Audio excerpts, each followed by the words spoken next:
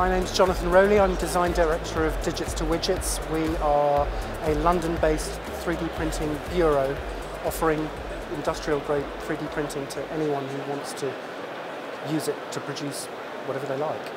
What we're absolutely keen on is making 3D printing and additive manufacturing purposeful for our clients. And in order to make it purposeful, and when I mean purposeful, that doesn't necessarily mean functional. If it means beautiful, then that's the purpose as well. But if we understand the purpose, we can help them achieve the best possible results from the technology today.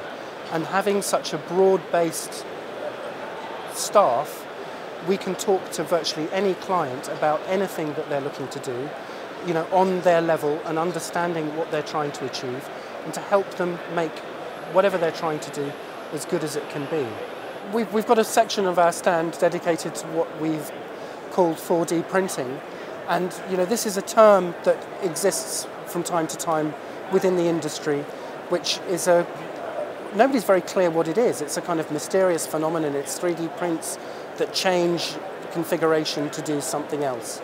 So we've taken the opportunity to use this term to try and show people examples of 3D prints that are exploiting the material properties of nylon SLS.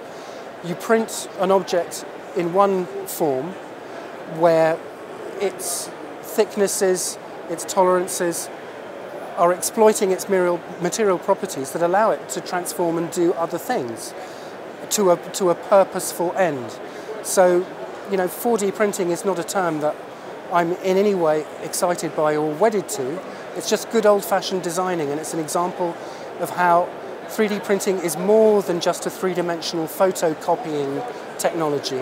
It's if you understand the material properties of the print materials, you can start to use that understanding within the design of your objects to make them do something more than just be shapes. There's nothing wrong with shapes.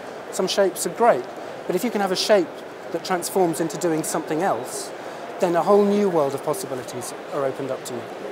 There are more and more objects I'm seeing that people are producing using the technology, and they don't feel the need to talk about how it was made at all, because the objects are so good in their own right, so purposeful in their own right, that how they're made is academic. It just doesn't matter. They speak for themselves. And it's my sincere hope that there will be more and more and more of these things that don't have to be sold to whoever is trying to be convinced by them because they're 3D printed. You can just cancel out that whole section of the conversation and say, look at this amazing stuff. We have the technology that can make it for you. And the 3D printing is not a selling point. It's just the way it is. And that's my vision for the way that this all ought to develop. And I'm happy that I'm starting to see more and more of that.